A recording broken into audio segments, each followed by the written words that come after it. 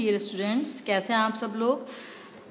आज हमारा lecture number 9 है, जिसमें हम chapter number 2 support and movement का ही टॉपिक कंटिन्यू करेंगे, जो कि मूवमेंट इन प्लांट्स है।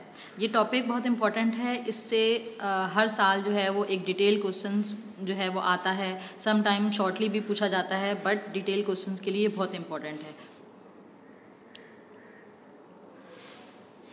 मूवमेंट इन प्लांट का रिमेनिंग टॉपिक पढ़ने से पहले हम प्रीवियस लेक्चर को ही रिव्यू कर लेंगे कि इस लेक्चर में मैंने आपको मूवमेंट के बारे में बताया था कि प्लांट में मूवमेंट किस तरह से स्टार्ट होती है। प्लांट्स में मूवमेंट जो है वो डिफरेंट स्टिमुलस की वजह से होती है, जो स्टिमुलाई एक्सटर्नल भी हो सकते हैं और इंटरनल भी हो सकते हैं। अब ये मूवमेंट की दो मेन टाइप्स थी, जिसमें ऑटोनॉमिक और स्पॉन्टेनियस मूवमेंट थी फर्स्ट, जो कि इंटरनल स्टिमुलाई की वजह से हो रही है, और सेकंड जो है वो इंड्यूस और पैराटोनिक मूवमेंट थी, जो कि एक्सटर्नल स्टिमुलस की वजह से हो रही है।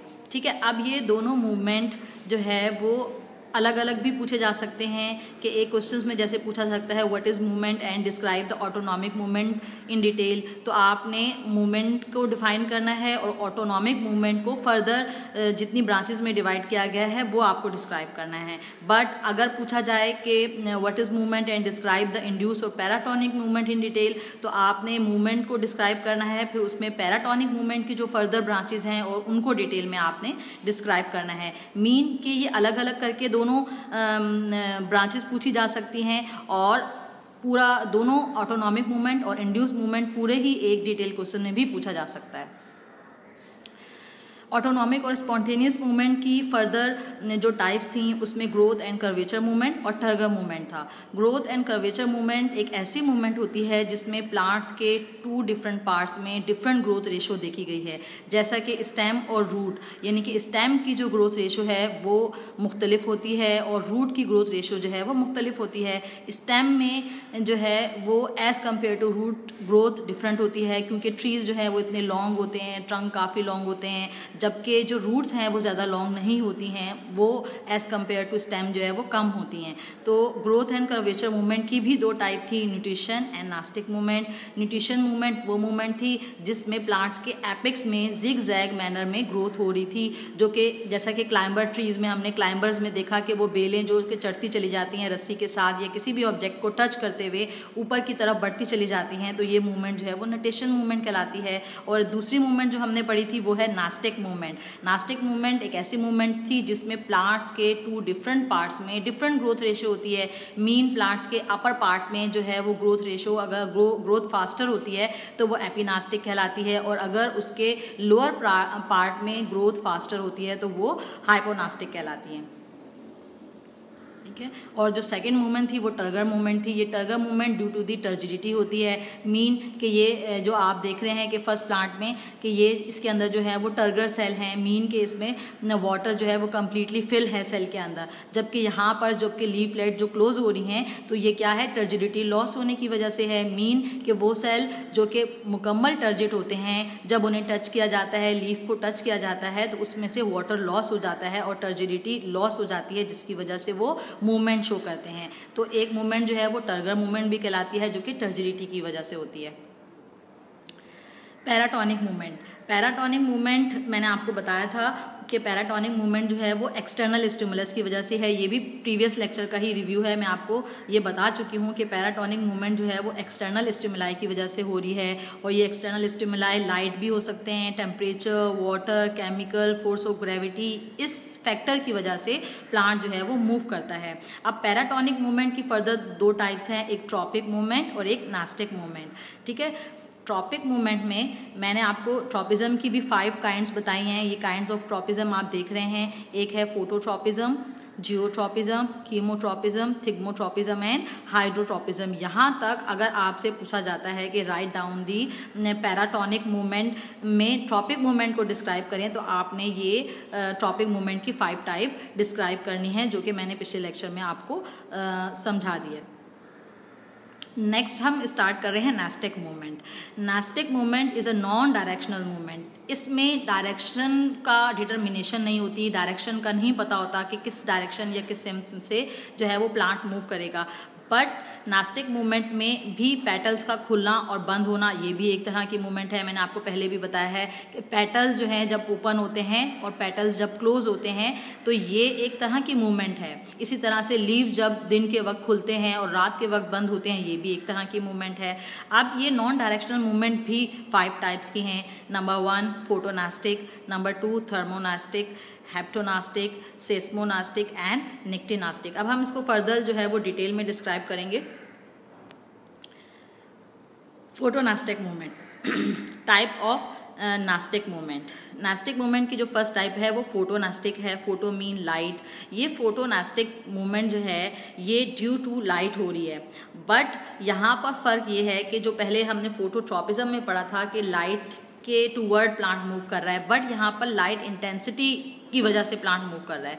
लाइट इंटेंसिटी क्या है कि प्लांट जो है जब उस वक्त खुलते हैं जब लाइट को वो बेयर कर सकें। अगर ज़्यादा लाइट होगी, प्लांट उसको बेयर कर सकेंगे तो ओपन होंगे।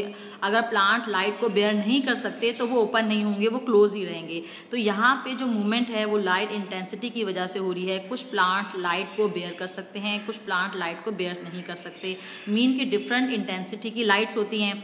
अगर ज़्यादा इंटेंसिटी होगी लाइट की तो प्लांट जो है वो उसको बेयर कर लेंगे तो वो ओपन हो जाएंगे। अगर वो उनको बेयर नहीं कर सकते ज़्यादा इंटेंसिटी की लाइट को तो वो क्लोज ही रहेंगे। तो ये मूवमेंट जो है वो नास्टिक मूवमेंट कहलाती है। ये एग्जाम्पल ऑक्सैलस में देखा गया है। और ये वाला भी एक फ्लावर है जिस फ्लावर में आप देख रहे हैं कि इसमें पेटल्स जो हैं वो ओपन हैं और लाइट इंटेंसिटी की वजह से ये ओपन है। इन्होंने फोटोनास्टिक की तरह लाइट की तरफ रुख नहीं किया है, यानी कि किसी डायरेक्शन की तरफ रुख नहीं किया, बट कि लाइट इंटेंसिटी की वजह से ये खुल रहे हैं और लाइट इंटेंसिटी की वजह से ही ये क्लोज हो रहे हैं। नेक्स्ट है thermonastic. Therm mean heat. Thermonastic भी एक्चुअली फोटोनास्टिक से ही रिलेट करती है और उसी से ही ये रिलेट करती है। क्यों? क्योंकि जो हीट है उसका भी ताल्लुक लाइट से है, यानी कि जितनी ज़्यादा लाइट होगी उतनी ही हीट भी ज़्यादा होगी। तो ये प्लांट जो है वो मूवमेंट शो करते हैं due to the temperature, is called thermonastic. अब जब लाइट इंटेंसिटी ज़्यादा है या हीट बहुत ज़्यादा है तो जो प्लांट हीट को बेयर कर रहे हैं वो जो है वो ओपन हो जाते हैं। जो प्लांट हीट को बेयर नहीं कर सकते तो वो फिर रात में ओपन होते हैं। ये आप इस पिक्चर में देख रहे हैं कि ये फ्लावर जो है वो दिन के वक्त लाइट इंटेंसिटी की वजह से खुले हुए हैं या फिर हीट की वजह से खुले हुए हैं। और ये देखें ये प्लांट जो है वो कुछ क्लोज्ड हैं। ये प्लांट जो है वो हीट को जो है वो बेयर नहीं कर सकते, इस वजह से क्लोज हो जाते हैं। तो थर्मोनास्टिक एक ऐसी मोमेंट है जिसमें प्लांट जो है वो हीट की वजह से फ्लावर ओपन होते हैं और क्लोज होते हैं। ठीक है, इसकी एग्जाम्पल में इंडियन टेलीग्राफ प्लांट है जो कि मूवमेंट शो करता है टेम्परेचर की वजह से, यानी कि उसके फ्लावर दिन के टाइम जो है वो खुलते हैं लाइट इंटेंसिटी की वजह से। अगर वो बेयर नहीं कर सकते तो फिर वो रात में खुलते हैं। ठीक है, हेप्टोनास्टिक मूवमेंट, थर्ड मूवमेंट जो है वो हेप्टोनास्टिक मूवमेंट है। इस मूवमेंट में जो है प्लांट जो है वो टच की वजह से ये मूवमेंट शो करता है। अब ये हेप्टोनास्टिक जो है वो थिग्मोनास्टिक से बहुत डिफरेंट है। यहाँ पर आप देख रहे हैं ये वाला प्लांट, ये पिक्चर वीनस फ्लाई ट्रैप है। ठीक है, ये प्लांट वीनस फ्लाई ट्रैप है। इस प्लांट पे जब कोई इंसेक्ट आके चिपकता है या इंसेक्ट आके टच करता है तो ये अपने लीव्स को क्लोज कर लेते हैं। ठीक है, तो ये कहलाती है हेप्टोनास्टिक मूवमेंट। ये हेप्टोनास्टिक मूवमेंट थिग्मोनास्टिक मूवमेंट से मुख्तलिफ है। बच्चे इन दोनों चीज़ों में कंफ्यूज हो जाते हैं कि थिग्मोनास्टिक मूवमेंट्स भी ड्यू टू टच हो रही थी और हेप्टोनास्टिक मूवमेंट भी ड्यू टू टच थी, तो इसमें क्या फ़र्क है। थिग्मोनास्टिक मूवमेंट में प्लांट किसी भी सॉलिड ऑब्जेक्ट को टच करते हुए ही ग्रो करता है, वो कहलाती थी थिग्मोनास्टिक। बट हेप्टोनास्टिक में क्या है कि इसमें कोई भी ऑब्जेक्ट जाके प्लांट को टच करता है, लाइक इंसेक्ट जो है वो प्लांट को जाके टच करेंगे तो ये प्लांट जो है वो अपने लीफ को क्लोज कर लेता है, तो ये हेप्टोनास्टिक होती है। तो इसमें कन्फ्यूजन की ज़रूरत नहीं है कि एक जो है वो थिग्मोट्रॉपिज्म है और एक हेप्टोनास्टिक है। थिग्मोट्रॉपिज्म में प्लांट किसी सॉलिड ऑब्जेक्ट को टच करता है, जबकि हेप्टोनास्टिक मूवमेंट में कोई ऑब्जेक्ट जैसे कि कोई कीड़ा वगैरह जो प्लांट के करीब आता है तो वो जो है जब प्लांट को टच करता है तो उसमें लीफ क्लोज हो जाती हैं। ये मूवमेंट जो है वो हेप्टोनास्टिक मूवमेंट कहलाती है। ठीक है, 4-1 है seismonastic movement. Seismonastic movement is also known as shock movement. इसको भी हम शॉक मूवमेंट कहते हैं। ये शॉक मूवमेंट भी किसी भी पर्सन जब कोई भी प्लांट को टच करता है, फॉर एग्जांपल ये जो है टच मी नॉट है, इसको जब टच किया जाता है तो ये अपने लीफलेट्स को क्लोज कर लेते हैं, मीन कि ये शॉक में चले जाते हैं। ये मूवमेंट जो है वो शॉक मूवमेंट कहलाती है। जैसा कि टच मी नॉट के ये फ्लावर बिल्कुल देखें इस तरह से इसकी लीव्स ओपन हैं और जब इसको टच किया गया तो इसकी लीव्स जो है वो क्लोज हो गई। तो ये सिस्मोनास्टिक मूवमेंट जो है वो शॉक मूवमेंट कहलाती है। ये शॉक की वजह से होती है, यानी कि टच करने से, किसी भी ऑब्जेक्ट के टच करने से जो शॉक होता है या लीफ अपनी टर्जिडिटी लॉस कर देती हैं, उस वजह से सिस्मोनास्टिक मूवमेंट होती है। ठीक है, अब है निक्टिनास्टिक मूवमेंट। जो लास्ट मूवमेंट है वो है निक्टिनास्टिक मूवमेंट। ये nyctinastic movement is also known as sleeping movement. इसको स्लीपिंग मूवमेंट भी कहते हैं।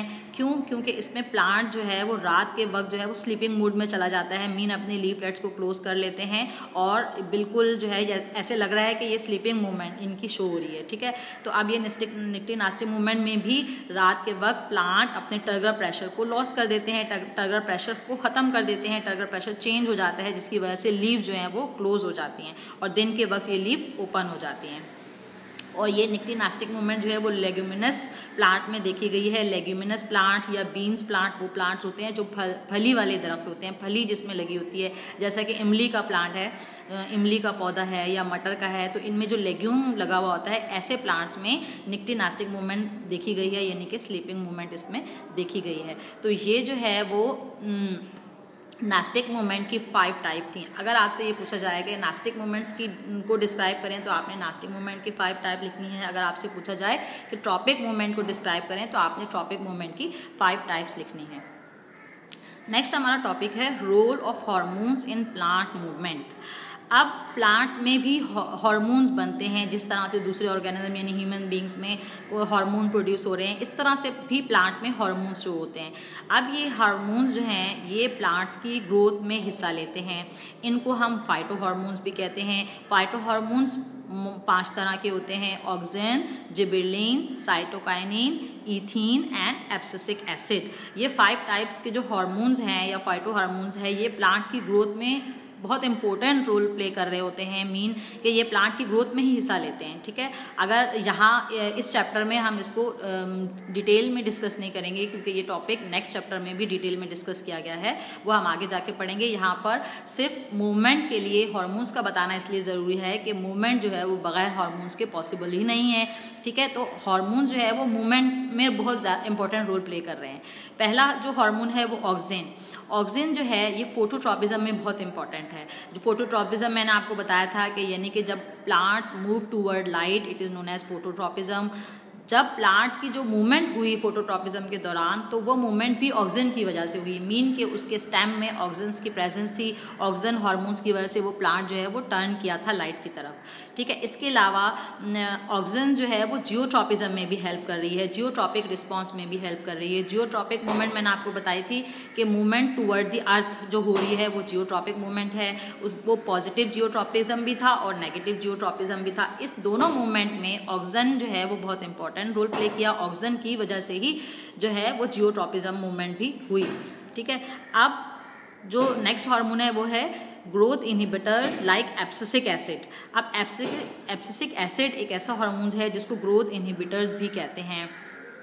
ग्रोथ इनहिबिटर्स क्या हैं? जो ग्रोथ को रोकते हैं। इनहिबिटर्स का मतलब रोकना। तो एब्सिसिक एसिड एक ऐसा हार्मोन है जो प्लांट की ग्रोथ को रोकता है।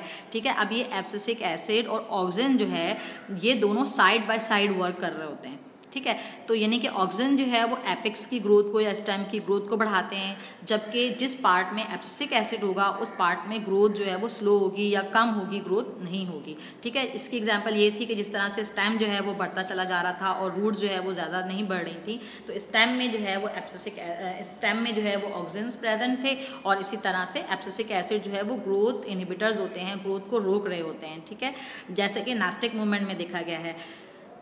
नास्टिक मूवमेंट में क्या थी? नास्टिक मूवमेंट में 2 डिफरेंट पार्ट्स में डिफरेंट ग्रोथ रेशो थी। ठीक है, एक पार्ट में यानी कि अगर अपर पार्ट में ग्रोथ रेशो फास्टर है तो वहाँ पर ऑक्सिन प्रेजेंट है। अगर लोअर पार्ट में ग्रोथ नहीं हो रही या ग्रोथ स्टॉप है तो वहाँ पे एब्सिसिक एसिड मौजूद है जो कि ग्रोथ को रोकता है। ठीक है, 4th वन है इसका एपिनास्टी इज ड्यू टू ऑक्सिन। एक एपिनास्टिक मैंने आपको बताया था। एपिनास्टिक में ये था कि अगर प्लांट के अपर पार्ट में ग्रोथ रेट ज़्यादा है तो वो ऑक्सीजन की वजह से है। हाइपोनास्टिक में अगर ग्रोथ रेट जो है वो कम है या लोअर पार्ट में ग्रोथ रेट ज़्यादा है तो वो जिबरेलिन की वजह से है। तो इस तरह से ऑक्सीजन जो है वो एपिनास्टिक में हेल्पफुल हैं और जिबरेलिन जो है वो हाइपोनास्टिक मूवमेंट में हेल्पफुल है। तो ये role of hormones in plant movement, ये भी क्वेश्चन जो है वो शॉर्टली पूछा जा सकता है, इसका शॉर्ट आंसर्स भी पूछे जा सकते हैं। तो आई होप आपको आज ये मूवमेंट इन प्लांट का पूरा टॉपिक समझ में आ गया होगा। आज यहाँ पर हमारा चैप्टर जो है वो ख़त्म होता है। इस चैप्टर्स के सारे टॉपिक मैं आपको समझा चुकी हूँ। अब इंशाल्लाह ताला नेक्स्ट लेक्चर में हम अपना न्यू चैप्टर स्टार्ट करेंगे। ओके, अल्लाह।